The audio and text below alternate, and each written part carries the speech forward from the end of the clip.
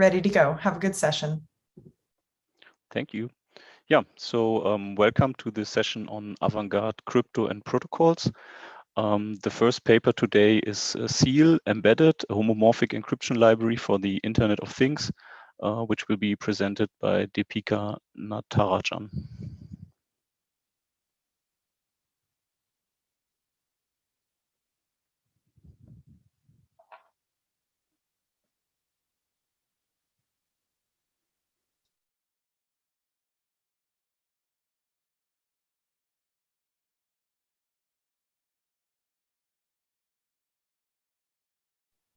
Deepika, the floor is yours. If you're around, please start sharing screen.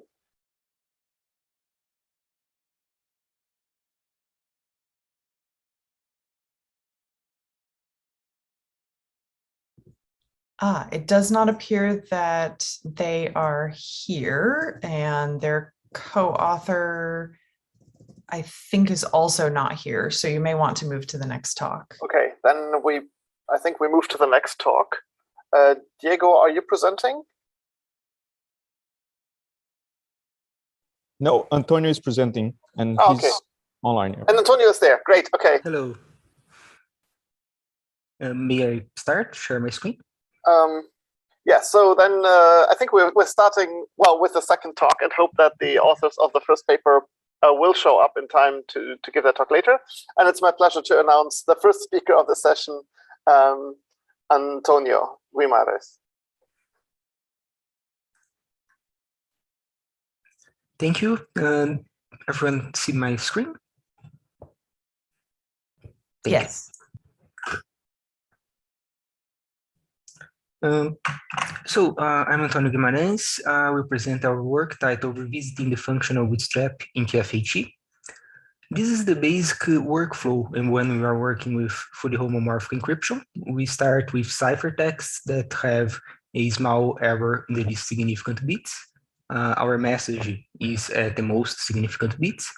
And when performing arithmetic, this error grows. Eventually, we will reach this situation here. We have basically three options. We can finish the computation. We can perform more arithmetic, but in this case, the bootstrap will, in this case, the error will affect significant bit of the message. So we would have to work with an approximated value, or we can perform bootstrap, which is a procedure that resets the error to some predefined amount so that we can continue to perform more arithmetic. The problem with the bootstrap here is that its only purpose is to reset the error, and it's a very expensive procedure. The functional bootstrap is a technique that allows us to evaluate a function within the bootstrap. So we can take advantage of this procedure, which is very expensive, to also perform more computation at almost no additional cost. In some crypto systems, such as TF-HE, the functional bootstrap is a great way of evaluating nonlinear functions, something that's usually a challenge for most FHE schemes. This is how the functional bootstrap in TF-HE evaluates functions. It uses lookup tables. Two would be the ciphertext to be bootstrapped, and the lookup table is encoded in polynomials.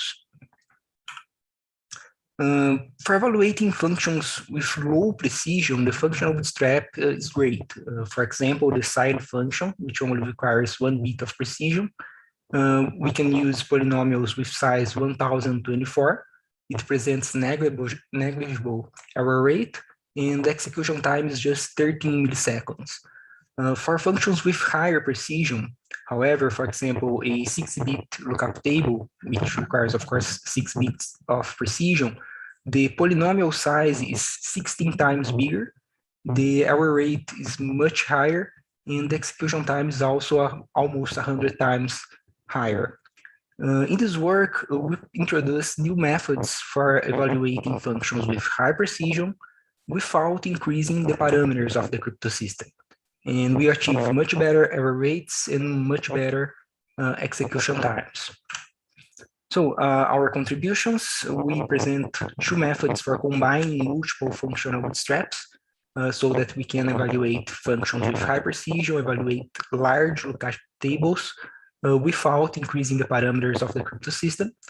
We also introduced some optimizations. Specifically, we introduced a specialized version of the key switching procedure. We use the key switching for creating new lookup tables.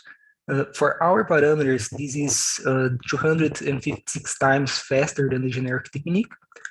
We also introduced a procedure that allows us to perform ciphertext scalings with linear error variance growth. Usually, a ciphertext scaling has quadratic error variance growth.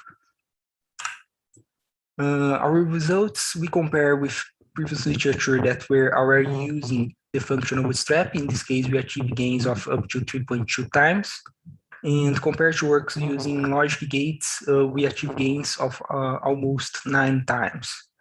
Furthermore, our methods also enable all these functions to be implemented with even higher precision than previous literature were capable of. Thank you.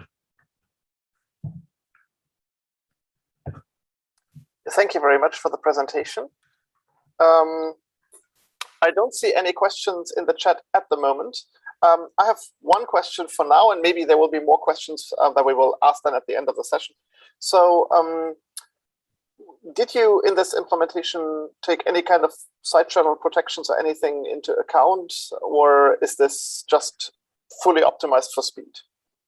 Without we are focused on the homomorphic evaluation, so we didn't consider side channel protection since we are not working with any private information and secret information.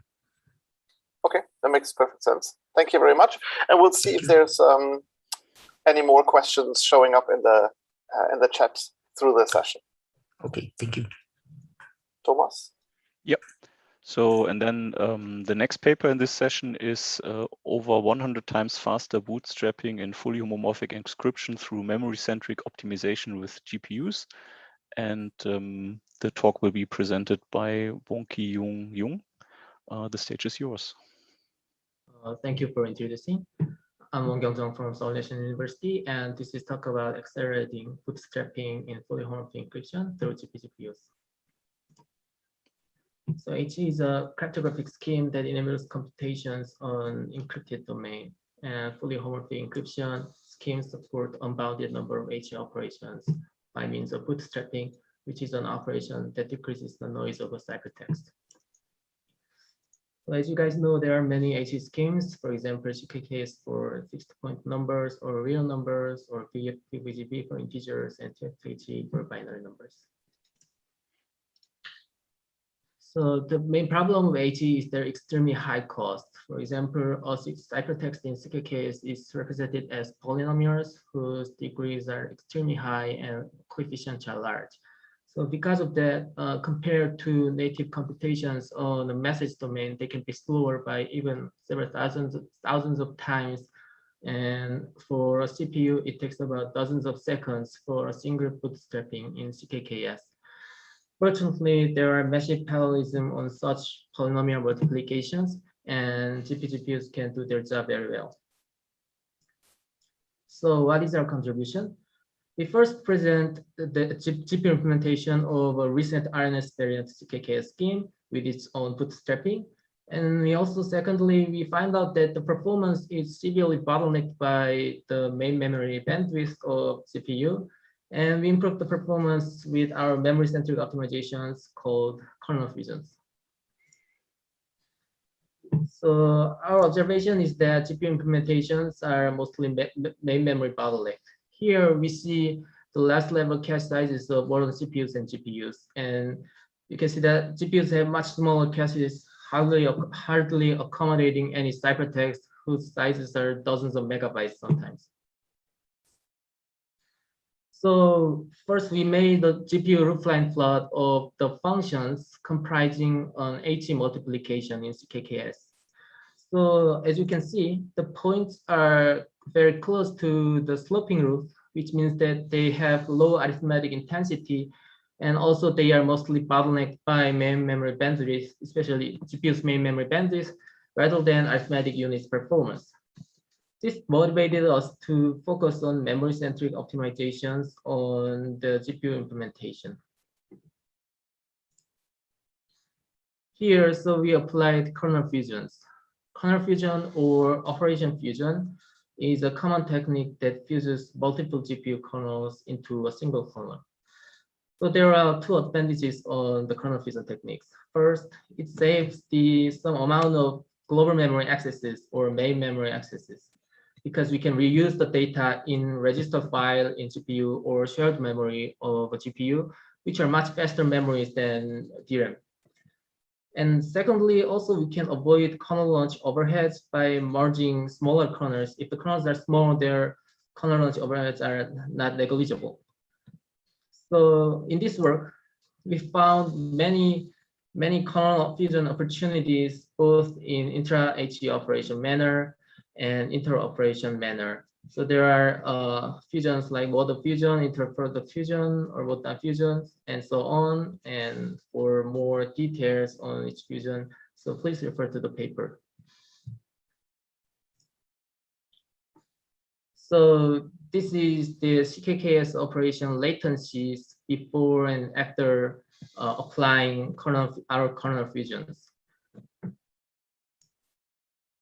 So on the CPU, we get up to 2 times of speed up compared to our baseline GPU implementation. And this is about 7 times faster than a prior work implementing a prior CKKS scheme in multiplication with the same security and same multiplicative level and with the same GPU. And we also provide bootstrapping latencies after applying our kernel fusions. For large bootstrappable parameters in CKKS, we get around 500 milliseconds of bootstrapping latency, which is over 200 times faster over a single threaded CPU. And finally, we trained a logistic regression model, a binary classification model here, and we obtained 40 times of speed up compared to our 8-threaded CPU implementation in total. So this is the end of my presentation, and there are references used in this slide. So thank you for listening. Thank you very much. Also here, so far, I don't see any questions in the talk. Maybe just for clarification. So when you're saying speed up, this is actually not just a throughput speed up, which you would expect on GPUs, but it's also really a latency speed up. So you're really decreasing latency, or you're just increasing throughput? It is actually, we reported the latency of a single HE operation. So I think that the decreasing its latency would also it would be related to the actual HE application's performance or throughput. Okay, thank you very much. Yeah, so same as before. If there's more questions popping up in the chat, then we'll ask them together with the others at the end of the session. And then I'll hand over to Thomas again. Thank you very much again. Yeah, thank you. Thanks a lot. And so the next paper in this session is ROTED, Random Oblivious Transfer for Embedded Devices, which will be presented by Manuel Gualo. The stage is yours. Thanks. Sorry, someone is still sharing, which is not me. Yes. Technically, you can knock them out, but I can also stop your sharing. Would you like me to do so? Trouble.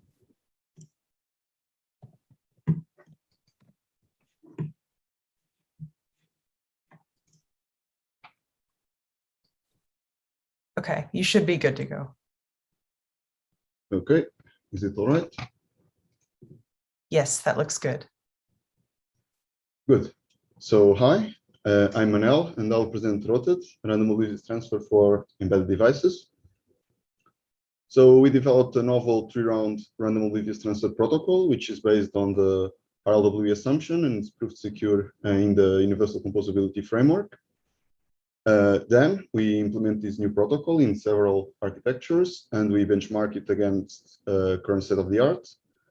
And finally, to evaluate the impact in the real world, we also integrate our protocol inside the state-of-the-art open source private set intersection framework. And we also benchmark this. So very briefly, our protocol, as I said, it has 3 rounds. In the first round, the sender and the receiver, they generate RLB sample, and the receiver also generates a random fake sample, which is forced to be random by mixing in output from the random oracle. These are going to be used to partially execute a key exchange. Then in the second round, the sender receives the real and the uniform fake samples from the receiver, and it reconciles 2 keys, which are going to be used as the part of the messages. And finally, in the last round, the receiver reconciles the corresponding key to the shared key corresponding to the real sample. All right, and both parties finally also have input in both messages as well as in the choice bit of the oblivious transfer, in order to force it to be actually a random oblivious transfer even against malicious adversaries.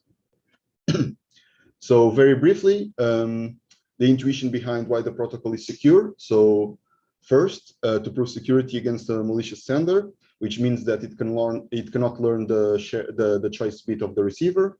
So here security comes from the fact that while it receives 2 keys, only one of them is an actual RLB sample, and distinguishing both would mean, well, breaking the RLB assumption. Then security against the malicious receiver. So here it cannot learn both messages of the sender, and the security here comes from the fact that in order for it to be able to get both messages or the second message, it would need to reconcile a shared key from the random sample, and this would mean that it would need to find the secrets for this, the RW secrets for this random sample. Then, in terms of universal composability, we need to provide a simulator for all adversaries.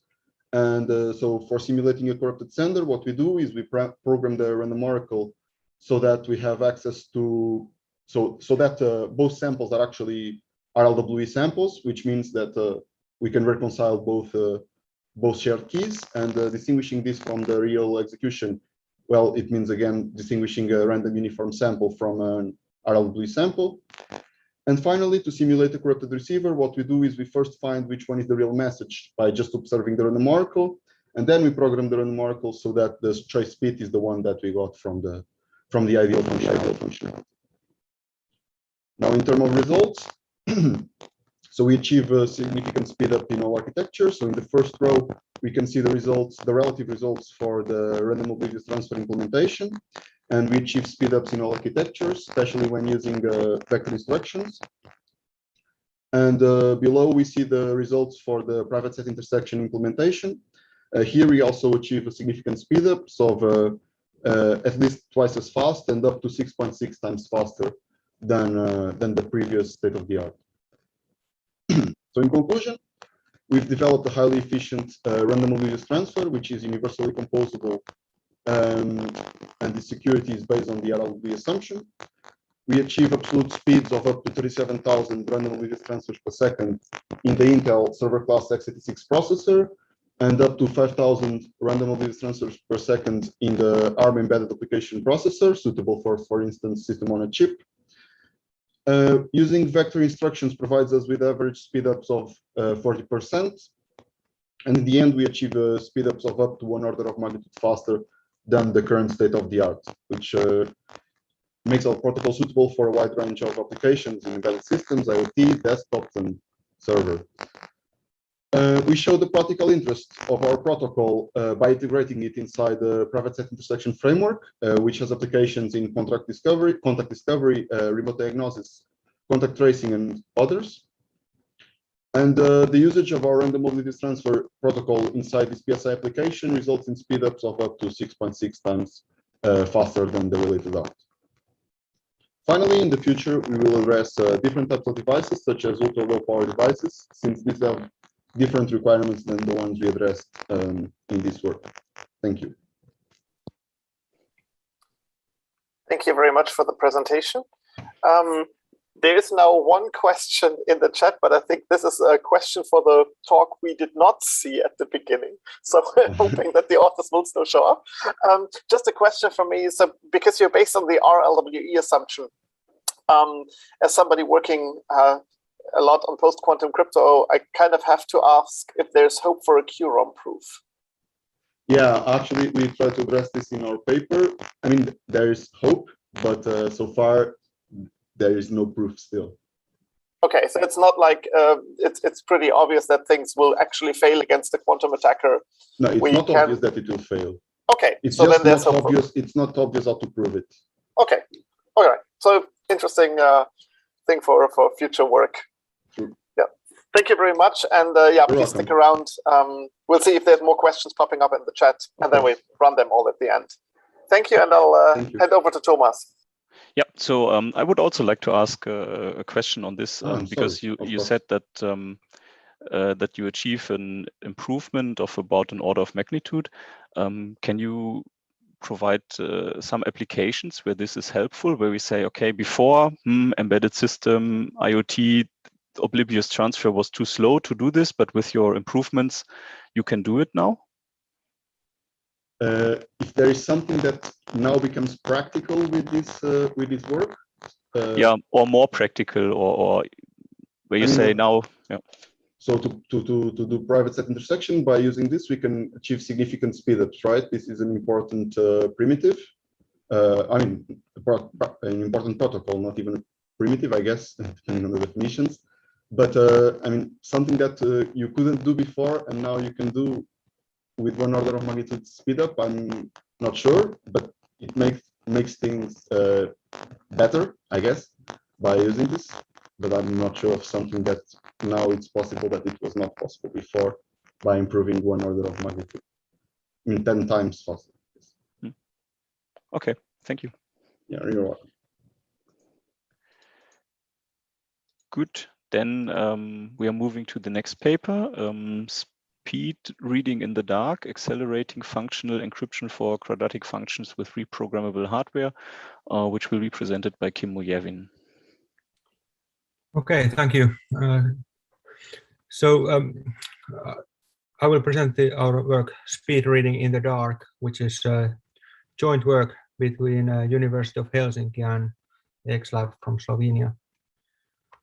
So here's first a list of the contributions of the paper. So what we do is that we present the first hardware accelerator for functional encryption for quadratic functions. So we optimize this implementation for decryptions. So basically there are 3 different routines in the scheme. So there is key generation, encryption, and decryption. And as these 2 first ones are done rather seldom, and also it's likely that the users who encrypt their data don't have access to hardware accelerators. So the logical point to focus here is the decryptions, which are usually done in a server.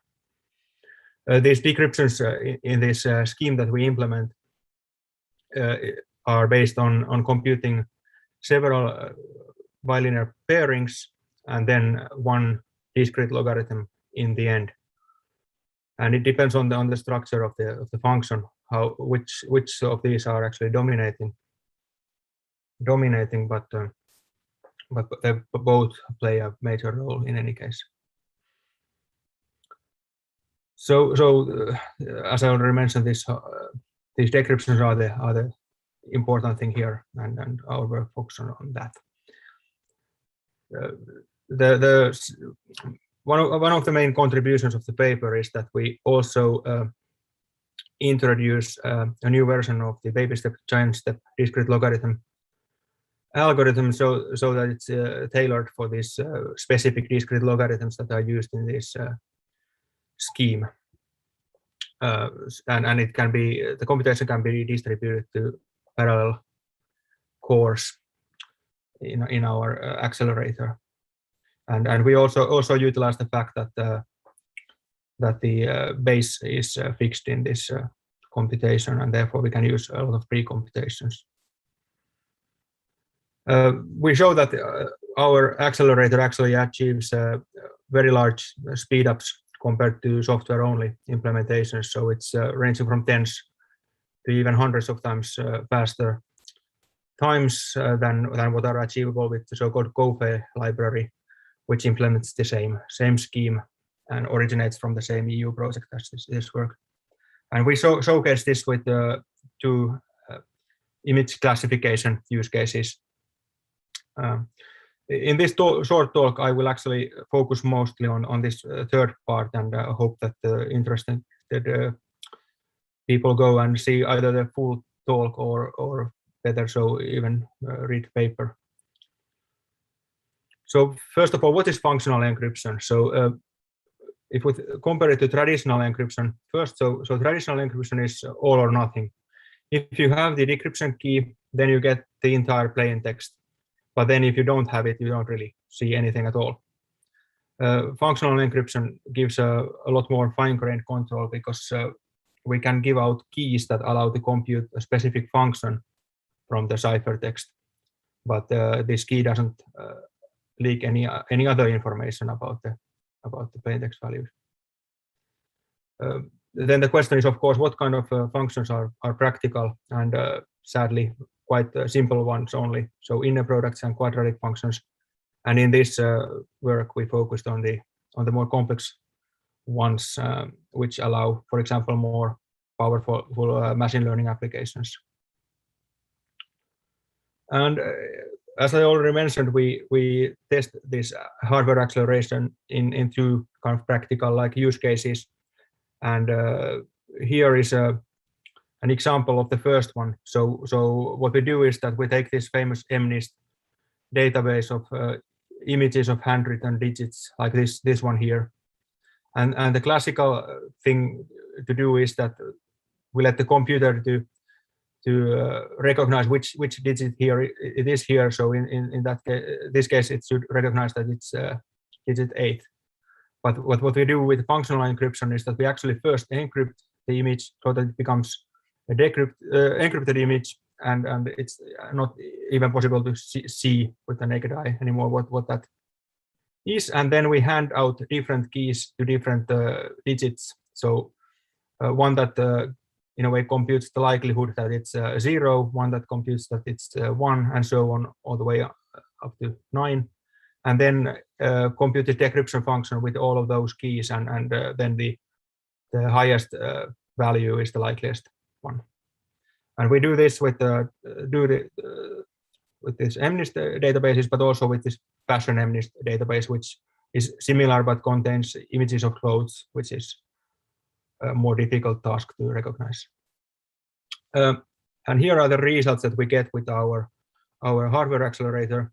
So compared to this original GoFe library, well, we can't even run the second use case with that. It becomes too slow, and even the MNIST takes 20 seconds. But if we optimize this GoFe so that we take this baby step, giant step improvement into account in that software library, we actually get quite nice improvements on the software side also. But then if we use this hardware accelerator, that is the topic of this paper, we can see that we get very nice speedups even compared to the optimized GoFe.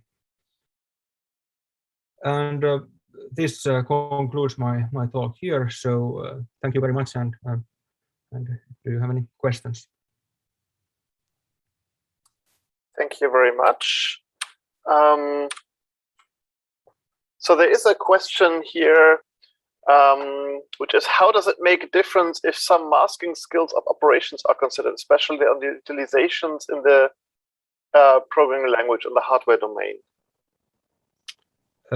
Sorry, I didn't quite. A masking scheme, you mean like a side channel masking, or what was that? I'm guessing yes.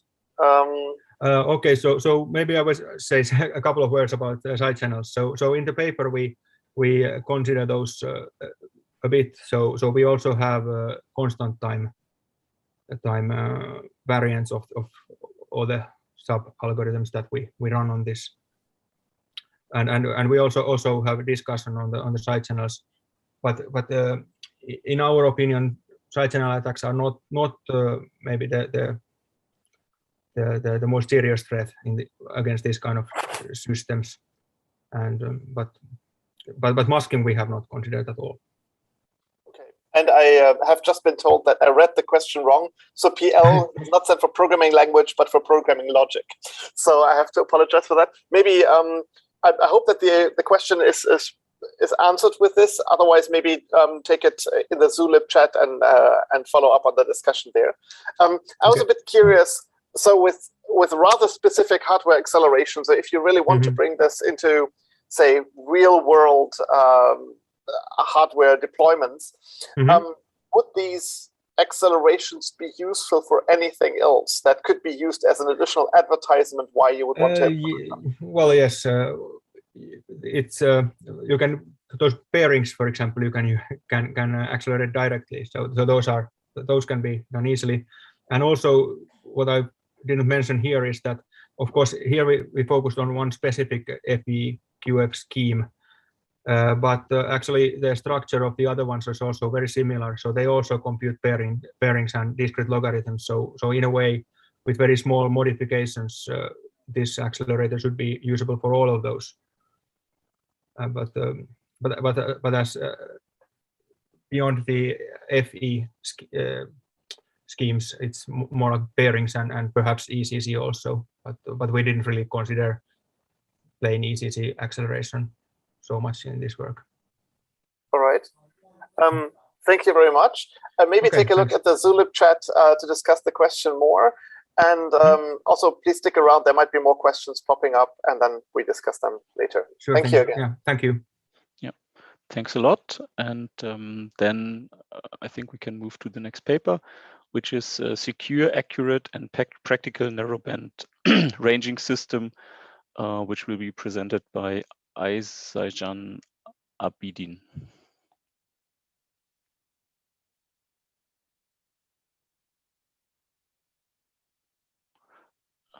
You're still muted. Yes, if you're speaking, we can't hear you. There you go. Yeah, I couldn't find my win. Thank you for the introduction. So I'm going to give a very quick and high-level overview of narrowband distance bounding protocol that we design and implement to mitigate relay attacks.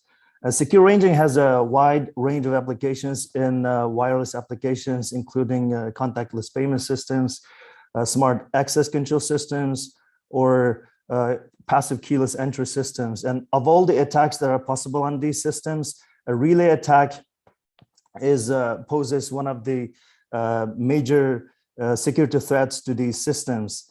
The fact that the communication range between the devices is limited doesn't protect against a relay attack. So in a relay attack, an adversary, man-in-the-middle adversary, simply relays the communication between the legitimate parties in order to either decrease the distance or increase the distance, depending on the goal of the adversary.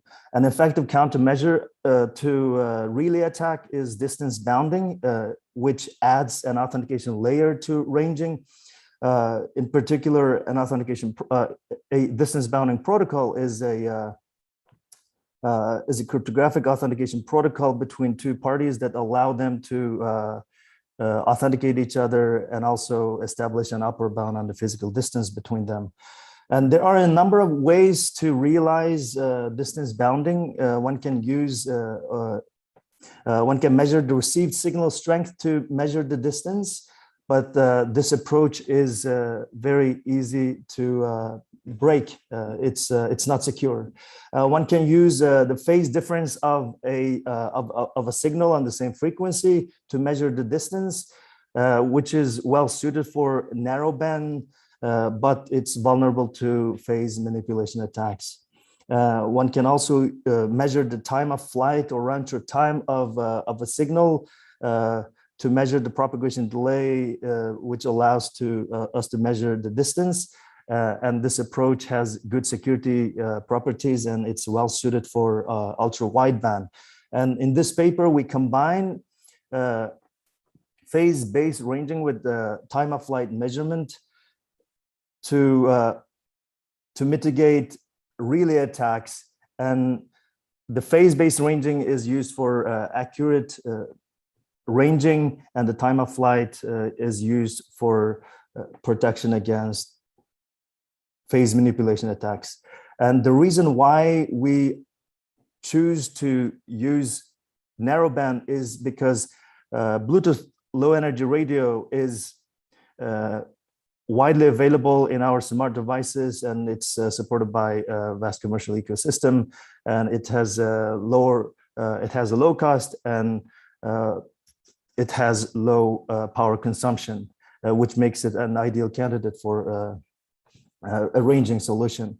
A high-level overview of the secure distance bounding protocol is as follows. So the two communicating parties first use an authenticated key exchange to establish a shared secret key. And in our case, we use the Sigma protocol to establish a shared key between the verifier and the prover. And once a shared key is established between the two parties, they exchange challenge and response packets, followed by constant tones on each carrier frequency and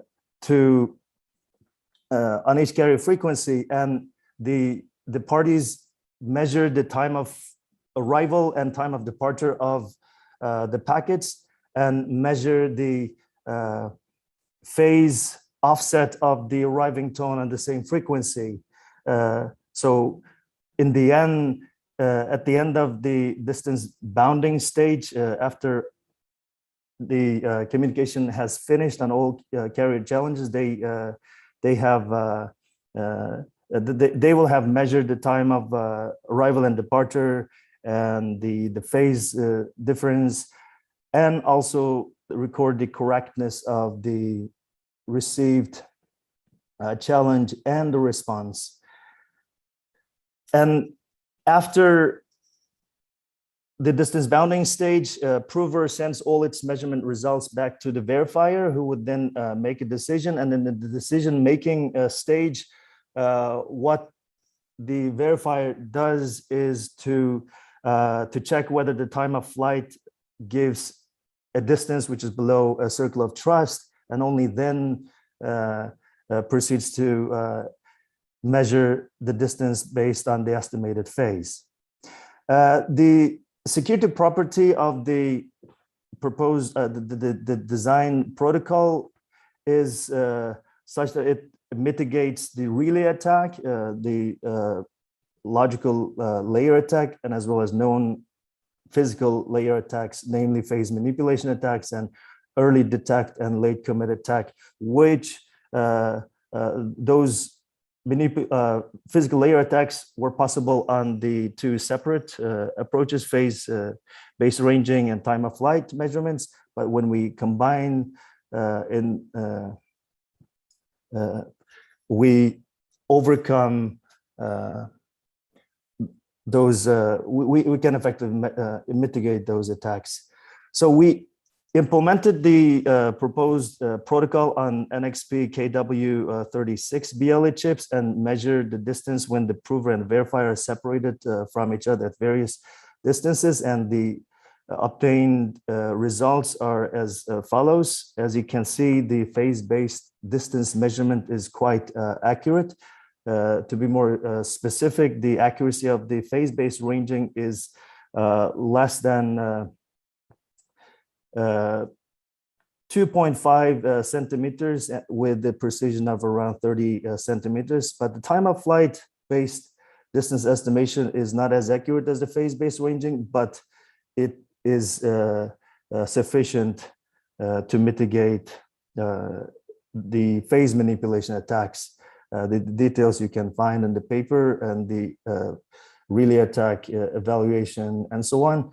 So to conclude, we combined phase-based ranging with time of flight measurement to mitigate relay attacks, and the proposed phase-based ranging has an accuracy of less than 30 centimeters with a precision of 2.5 centimeters, and the time of flight measurement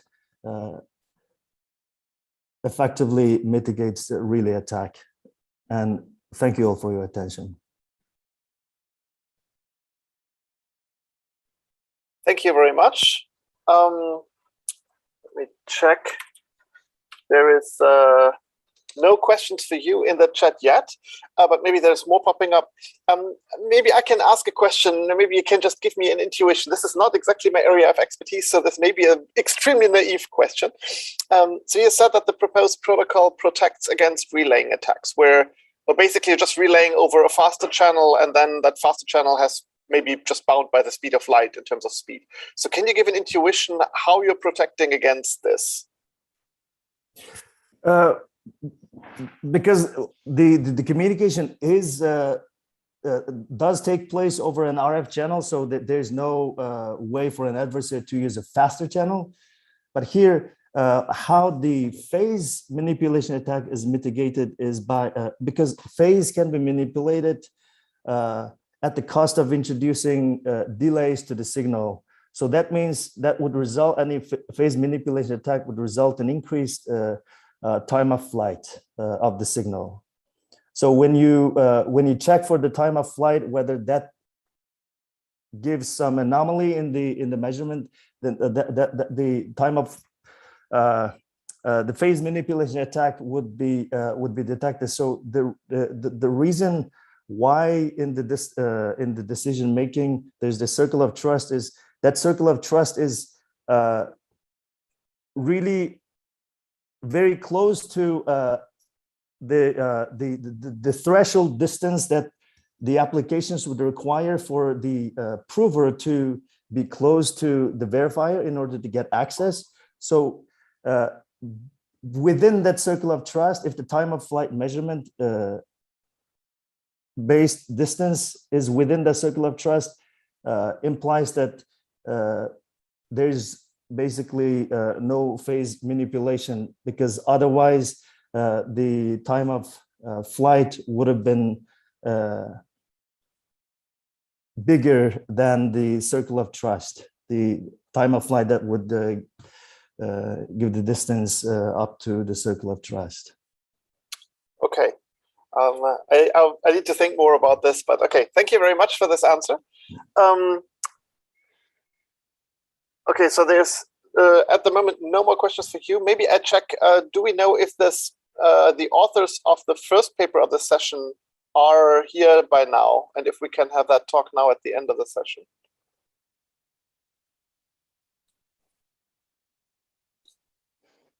It does not appear so. Okay. I wrote to the authors and didn't get a response. Yeah, I saw. I guess they're asleep, and will then afterwards be reminded that they should have been there. So there's a few more. Okay. So there's actually now one more question about the last talk. Joachim Schipper is asking, how long does your ranging protocol take to run? Okay. In total, it takes slightly less than half a second, so around 430 milliseconds, including authenticated key exchange, the time of flight measurement, the phase-based ranging, and all that, and under 500 milliseconds. Okay, thank you very much. And then there was one more question about the homomorphic encryption algorithms implemented on a GPU, which is that the memory is shared and thus readable by third parties. Are all parameters you process public and can be leaked?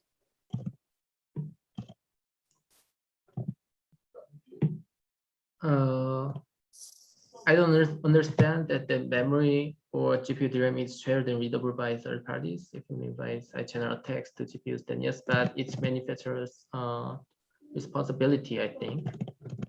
And also the ciphertext will be leaked or exposed, but the homomorphic encryption scheme itself is trying to protect that even in that case, right? So I don't get the exact intent.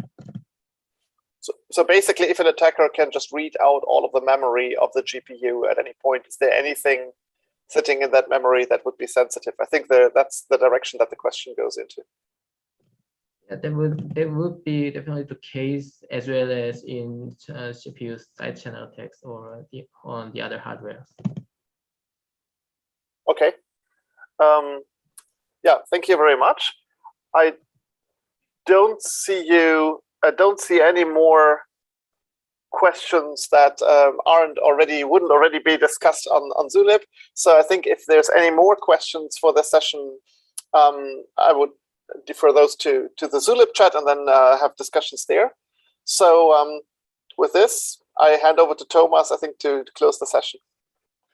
Yeah, thanks a lot, and thanks to all of the speakers for this session.